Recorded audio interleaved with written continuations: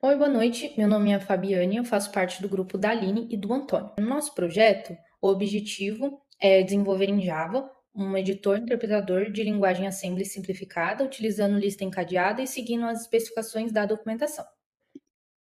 Eu vou apresentar os códigos Code, List Adapter e o Code Line. No nosso projeto, o Code List Adapter ele funciona como uma camada intermediária entre o sistema e a linked list, que armazena o código assembly. É ele que gerencia todas as operações feitas sobre a lista encadeada, sendo elas inserir, atualizar, remover, buscar e exibir as linhas do programa. Cada linha é representada pela classe CodeLine, que guarda o número da linha e a instrução correspondente. Aqui temos o método insert or update. Ele insere novas linhas na posição dentro da linked list ou ele atualiza uma linha já existente, mantendo a ordenação pelo número de linhas. E aqui temos o método remove e remove range, que eles lidam com a exclusão de uma linha isolada ou de um intervalo inteiro diretamente da estrutura encadeada. E aqui temos o método find node by line, que ele permite localizar o nó específico dentro da linked list. E esse método é fundamental na instrução de salto, por exemplo, do JNZ. Aqui também temos o método print paged, que ele exibe o conteúdo da lista em blocos de 20 linhas, seguindo o formato usado pelo comando list. E além da manipulação de memória, o Code List Adapter ele também cuida da leitura e da gravação do código. Aqui temos o Load from File, que ele lê um arquivo .ed1, que é da especificação do projeto, separa número e instrução e ele monta toda a linked list novamente de forma ordenada. E também temos o Save to File, que ele faz o processo inverso. Ele vai salvando todas as linhas armazenadas na estrutura encadeada no formato padrão. Eu sou a Aline e agora eu vou apresentar um pouco da classe interpretador. Bom, basicamente para começar, a gente tem dois vetores, né? O primeiro vetor é um vetor de inteiros e ele basicamente vai mostrar os valores dos registradores de A a Z.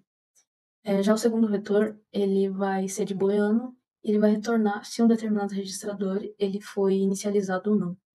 E aqui a gente tem alguns métodos auxiliares, né? No caso, esse método ele calcula o índice do registrador, né? Converte a letra em um índice de 0 a 25. Esse método ele vai verificar se o registrador ele é válido, né? Esse método ele basicamente vai retornar o valor do segundo argumento, né? No caso, você vai receber a string como argumento e vai retornar o valor inteiro do registrador, né? Ou a constante, né? Pode ser esses dois casos. E bom, aqui a gente tem o run, que é o método principal, e ele primeiramente vai verificar se a lista está vazia. Se estiver vazia, vai passar esse código de erro. Se não, ele vai dar o reset nos registradores a cada vez que ele for chamado, né?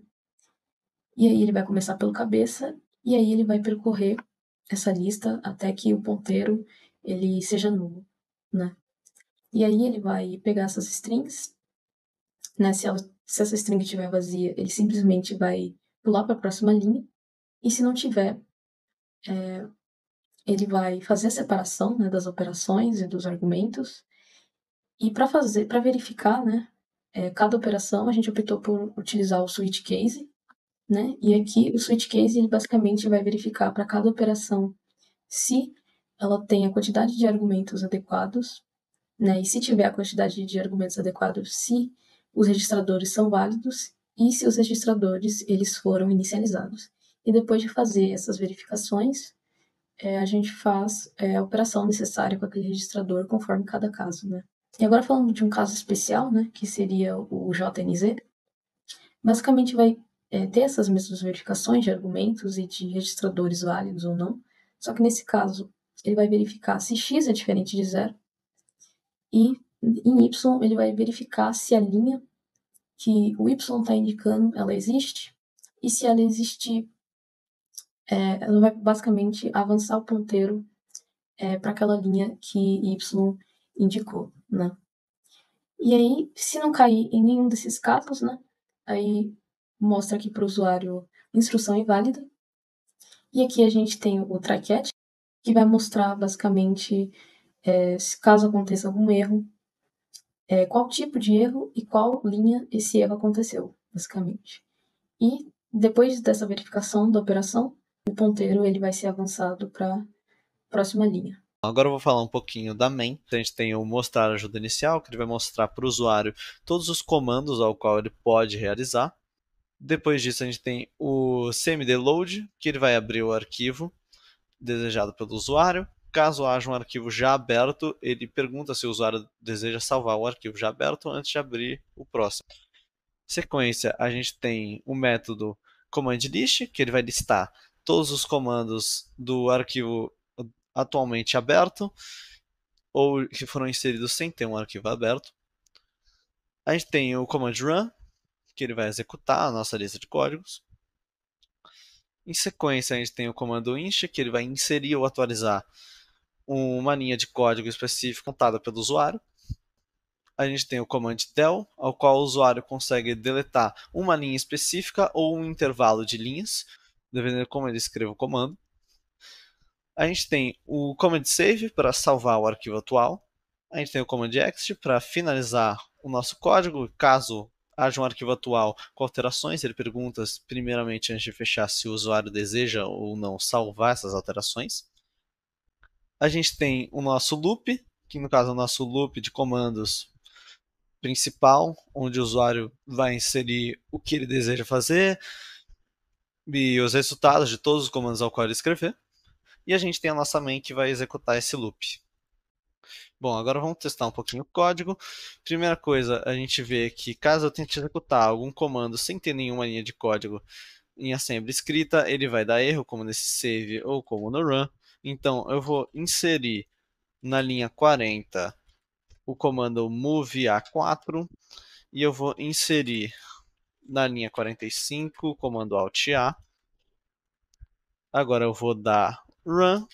Como vocês podem ver, está executando normalmente, inseri as duas linhas. Eu posso deletar uma das duas linhas, no caso eu vou deletar 45. Como vocês podem ver, se eu der run de novo, ele não vai exibir A, porque eu tirei o output. Eu vou dar exit e o programa vai perguntar se eu quero salvar o arquivo atual. Vou dizer que sim. Vou digitar o nome do arquivo que eu quero salvar. Eu digitei teste. Como vocês podem ver aqui na esquerda, ele salvou o nosso arquivo com o nome teste, com todas as nossas linhas de comando. Agora eu vou vir aqui, eu vou dar clear e eu vou reexecutar o nosso código e eu vou abrir dessa vez esse arquivo .ed1.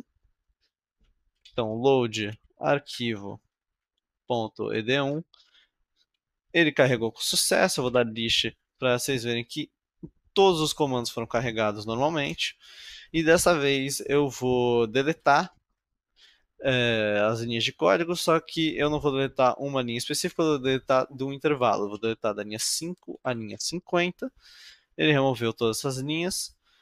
Se eu der list, todas elas estão removidas. Se eu der run, diferentemente de como seria se eu desse run normalmente, ele vai dar erro porque o registrador X não inicializou.